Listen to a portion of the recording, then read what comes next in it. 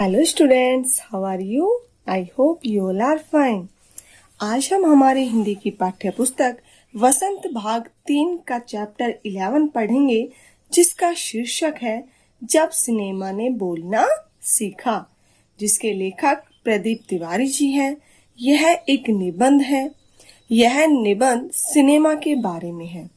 14 मार्च 1931 की तारीख ऐतिहासिक थी, क्योंकि इस दिन भारत की पहली बोलती फिल्म आलम आरा प्रदर्शित हुई थी। इससे पहले मूक फिल्में बनती थी। मूक अर्थात न बोलने वाली, सिर्फ उनमें चित्र होते थे, ना कि वाणी होती थी, आवाज होती थी। फिल्म की नायिका जुबैदा थी और नायक विट्ठल थे। भारतीय सिनेमा के लिए पहली हिंदी फिल्म थी राजा हरिश्चंद्र। इस फिल्म का निर्माण किया था दादा साहब फाल्के जी ने, जिन्हें भारतीय सिनेमा जगत का पिता भी कहा जाता है, क्योंकि इन्होंने पहली हिंदी फिल्म बनाई थी। यह फिल्म उन्होंने 1913 में बनाई थी। तब से हिंदी सिनेमा में लंबी फिल्में बनना शुरू हो गया, लेकिन उस समय सारी फिल्में मूक भाषा में होती थी। मूक अर्थात बिना बोलचाल के। और जो भारतीय की हिंदी फिल्म थी पहली, वो थी राजा हरिश्चंद्र। वो भी कैसी थी? मूक फिल्म थी।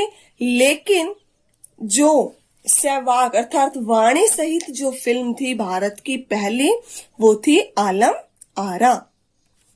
फिर धीरे धीरे बोलती फिल्में बनने लगी, जिनमें चित्रों के साथ साथ साउंड अर्थात आवाज भी होती थी। इसकी वजह से भारतीय सिनेमा को टॉकीज कहा जाने लगा। पहली बोलती फिल्म थी आलम आरा, जिसके निर्माता अर्थात बनाने वाले कौन थे? अर्देशीर एम ईरानी। तो अर्देशीर एम ईरानी ने हमारी पहली बोलती फिल्म बनाई थी। बोलती फिल्म अर्थात जिसमें आवाज थी। यह निबंध मूक सिनेमा अर्थात बिना आवाज की फिल्म के सहवाग सिनेमा आवाज के साथ फिल्मों का निर्माण में विकसित होने की कहानी बयान करता है।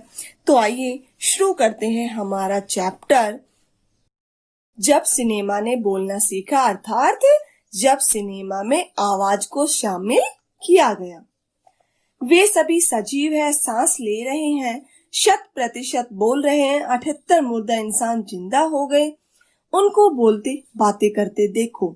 देश की पहली सहवाग, सह साथ में वाक अर्थात वाणी, वाणी के साथ में अर्थात बोलती फिल्म आलम आरा के पोस्टरों पर विज्ञापन की पंक्तियां लिखी हुई थी। विज्ञापन क्या होता है? किसी भी प्रोडक्ट को, किसी भी वस्तु को, किसी भी फिल्म को लेकर जो एडवर्टाइजमेंट पेश की जाती है, उसको हम बोलते हैं विज्ञापन। तो आलम आरा के लिए पोस्टरों पर क्या विज्ञापन निकाला हुआ था कि वे सभी सजीव है, सांस ले रहे हैं, 100% बोल रहे हैं, 78 मुर्दा इंसान जिंदा हो गए हैं, उनको बोलते बातें करते देखो। जो ये पंक्तियां थी वो आलम आरा फिल्म की विज्ञापन के लिए प्रस्तुत की जा रही थी। 14 मार्च 1931 की वह ऐतिहासिक तारीख भारतीय सिनेमा में बड़े बदलाव का दिन था। क्यों? क्योंकि इस दिन पहली बोलती फिल्म आलम आरा रिलीज हुई थी। इसी दिन पहली बार भारत के सिनेमा ने बोलना सीखा था। हालांकि वह दौर ऐसा था जब मूक सिनेमा अर्थात बिना बोलचाल की फिल्मों लोकप्रियता के शिखर पर थी। पहली बोलती फिल्म जिस साल प्रदर्शित हुई, उसी साल कई मूक फिल्में भी विभिन्न भाषाओं में बनी, मगर बोलती फिल्मों का नया दौर शुरू हो गया था। अर्थात सबसे पहली बोलती फिल्म थी आलम आरा, और उसके बाद धीरे धीरे धीरे जितनी भी मूवीज, जितनी भी फिल्में आने लगी, वो सारी कैसी होती चली गई? बोलती फिल्म। और बोलती फिल्मों का, बोलती सिनेमा का दौर शुरू हो गया। पहली बोलती फिल्म आलम आरा बनाने वाले फिल्मकार थे अर्देशीर एम ईरानी। अर्देशीर ने 1929 में हॉलीवुड की एक बोलती फिल्म शो बोट देखी और उनके मन में बोलती फिल्म बनाने की इच्छा जगी। अर्थात जो फिल्मकार थे आलम आरा को बनाने वाले अर्देशीर एम ईरानी, उनको कहाँ से ये आइडिया सूझा, कहाँ से वो प्रेरित हुए थे ये फिल्म बनाने के लिए, बोलती फिल्म बनाने के लिए? उन्होंने सन 1929 में हॉलीवुड की एक बोलती फिल्म देखी थी जिसका नाम था शो बोट। उसी से उनके मन में प्रेरणा जगी थी कि मैं भी एक बोलती फिल्म का निर्माण करूं। पारसी रंगमंच के एक लोकप्रिय नाटक को आधार बनाकर उन्होंने अपनी फिल्म की पटकथा बनाई। पटकथा होता है मुख्य कथा बनाई। इस नाटक के कई गाने जो कि त्यों फिल्म में ले लिए गए। एक इंटरव्यू में अर्देशीर ने उस वक्त कहा था, हमारे पास कोई संवाद लेखक नहीं था। संवाद अर्थात बोलने वाला लेखक नहीं, कोई गीतकार नहीं था, संगीतकार नहीं था। इन सब की शुरुआत होनी थी। अर्देशीर ने फिल्म के गानों के लिए स्वयं की धुनें चुनी। फिल्म के संगीत में महज 3 वाद्य यंत्र थे, एक था तबला, एक था हारमोनियम और एक था वायलिन का इस्तेमाल किया गया। आलम आरा में संगीतकार या गीतकार में स्वतंत्र रूप से किसी का नाम नहीं डाला गया है, अर्थात किसी एक के लिए पर्टिकुलर नाम नहीं डाला गया है कि ये गीतकार है या ये संगीतकार है। इस फिल्म में पहले पार्श्व गायक बने। पार्श्व गायक क्या होता है? वह गायक जो पर्दे के पीछे से गाता है और जिसके अनुसार अभिनेता अपना भाव दर्शाता है। यानी कि जो गाने वाला गायक होता है वो कभी पर्दे के सामने नहीं आता, बल्कि वो तो पर्दे के पीछे गाता रहता है और उसके भाव दर्शाता है। जो अभिनेता होता है, जो उसका हीरो होता है, वो उसे बोलते हैं हम पार्श्व गायक। तो इस फिल्म में बने पार्श्व गायक W.M. खान थे। पहला गाना था दे दे खुदा के नाम पर प्यारे अगर देने की ताकत है। तो आलम आरा जो मूवी थी उसका पहला गाना कौन सा था? दे दे खुदा के नाम पर प्यारे अगर देने की ताकत है।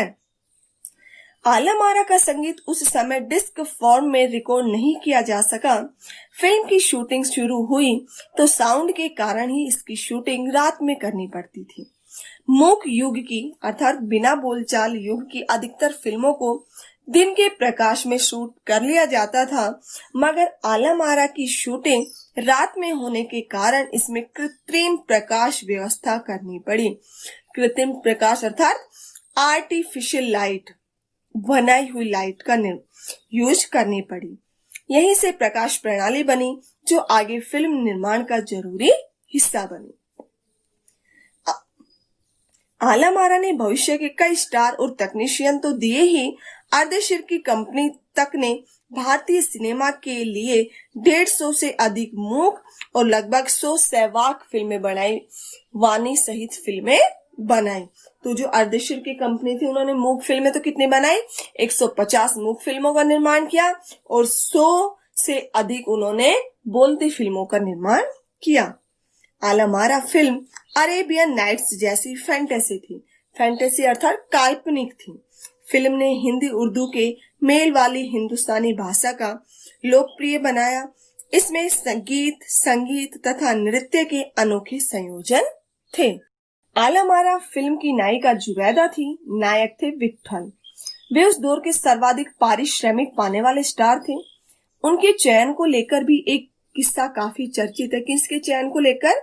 आलम आरा के नायक अर्थात हीरो विट्ठल के लेकर। विट्ठल को उर्दू बोलने में मुश्किलें आती थी, अर्थात उन्हें उर्दू नहीं आती थी। पहले उनका बतौर नायक चयन किया गया, मगर इसी कमी के कारण अर्थात उन्हें उर्दू बोलने नहीं आती थी, तो उर्दू न आने की कमी के कारण उन्हें हटाकर उनकी जगह महबूब को नायक बना दिया गया। विट्ठल नाराज हो गए और अपना हक पाने के लिए उन्होंने मुकदमा कर दिया, अर्थात केस कर दिया। उस दौर में उनका मुकदमा मोहम्मद अली जिन्ना ने लड़ा, जो तब के मशहूर वकील हुआ करते थे। तो उनके उस केस को लड़ने के लिए उन्होंने कौन से वकील से सहायता ली थी? मशहूर मोहम्मद अली जिन्ना से। विट्ठल मुकदमा जीते और भारत की पहली बोलती फिल्म के नायक बने। उनकी कामयाबी आगे भी जारी रही। मराठी और हिंदी फिल्मों में वे लंबे समय तक नायक और स्टंटमैन के रूप में सक्रिय रहे। स्टंटमैन अर्थात कलाबाजी के रूप में। इसके अलावा आलम आरा में सोहराब मोदी, पृथ्वीराज कपूर, याकूब और जगदीश शेट्टी जैसे अभिनेता भी मौजूद रहे। आगे चलकर जो फिल्म उद्योग के प्रमुख स्तंभ बने। यह फिल्म कौन सी? आलम आरा 14 मार्च 1931 को मुंबई के मैजेस्टिक सिनेमा में प्रदर्शित हुई। फिल्म 8 सप्ताह तक हाउसफुल चली, अर्थात वहां उस सिनेमा में उन्हें देखने के लिए सीट ही नहीं रहती थी। हाउसफुल चली और भीड़ इतनी उमड़ती थी कि पुलिस के लिए नियंत्रण करना मुश्किल हो जाया करता था। समीक्षकों ने इसे भड़कीली फैंटेसी फिल्म करार दिया था, मगर दर्शकों के लिए यह फिल्म एक अनोखा अनुभव थी। यह फिल्म 10,000 फुट लंबी थी और इसे 4 महीनों की कड़ी मेहनत से तैयार किया गया था। सहवाग फिल्मों के लिए पौराणिक कथाओं, पारसी रंगमंच के नाटकों, अरबी प्रेम कथाओं को विषय के रूप में चुना गया। इनके अलावा कई सामाजिक विषयों वाली फिल्में भी बनी। ऐसी ही एक फिल्म थी खुदा की शान। इसमें किरदार महात्मा गांधी जैसा था। इसके कारण सहवाग वाणी सहित सिनेमा को ब्रिटिश प्रशासकों की तीखी नजर का सामना करना पड़ा। सहवाग सिनेमा के नए दौर की शुरुआत कराने वाले निर्माता निर्देशक अर्देशीर इतने विनम्र थे कि जब 1956 में आलम आरा के प्रदर्शन के 25 वर्ष पूरे होने पर उन्हें सम्मानित किया गया तो उन्हें भारतीय सहवाग फिल्मों का कहा गया तो उन्होंने उस मौके पर कहा था, मुझे इतना बड़ा खिताब देने की जरूरत नहीं है, मैंने तो देश के लिए अपने हिस्से का जरूरी योगदान दिया है। किसने कहा था ये? अर्देशीर जी ने, जिन्होंने आलम आरा फिल्म का निर्माण किया था। जब पहली बार सिनेमा ने बोलना सीख लिया, अर्थात सिनेमा को आवाज प्राप्त हो गई, तब सिनेमा में काम करने के लिए पढ़े लिखे अभिनेता अभिनेत्रियों की जरूरत भी शुरू हुई, क्योंकि अब संवाद भी बोलने थे। अर्थात संवाद क्या होते हैं? जब दो लोग आपस में बातचीत करते हैं, जो हमारी वार्तालाप होती है, उसे हम क्या कह देते हैं? संवाद कहते हैं।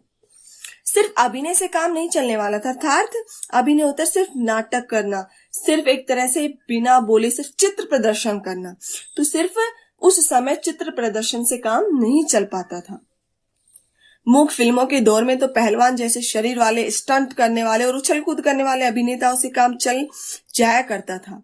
अब उन्हें संवाद बोलना था और गायन की प्रतिभा की कद्र भी होने लगी थी।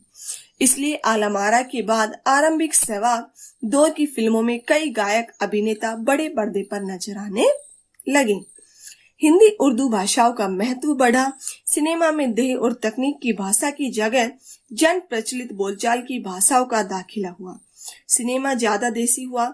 एक तरह की नई आजादी थी, जिससे आगे चलकर हमारे दैनिक और सार्वजनिक जीवन का प्रतिबिंब फिल्मों में बेहतर होकर उभरने लगा। अभिनेताओं अभिनेत्रियों की लोकप्रियता का असर उस दौर के दर्शकों पर भी खूब पड़ रहा था। माधुरी नाम की फिल्म में नायिका सुलोचना की हेयर स्टाइल उस दौर में औरतों में लोकप्रिय थी। औरतें अपनी केश सज्जा अर्थात बालों की सुंदरता उसी तरह कर रही थी। अर्देशीर ईरानी की फिल्मों में भारतीयों के अलावा ईरानी कलाकारों ने भी अभिनय किया था। स्वयं आलम आरा भारत के अलावा श्रीलंका, बर्मा और पश्चिम एशिया में पसंद की गई थी। जो हमारी पहली बोलती फिल्म थी आलम आरा, उसको भारत में ही पसंद नहीं किया गया, भारत के साथ साथ श्रीलंका, बर्मा और पश्चिम एशिया में भी उसे पसंद किया गया। भारतीय सिनेमा के जनक फाल्के को सहवाग वाणी सहित सिनेमा के जनक अर्देशीर ईरानी की उपलब्धि को अपनाना ही था, क्योंकि वहां से सिनेमा का एक नया युग शुरू हो गया था। Thank you.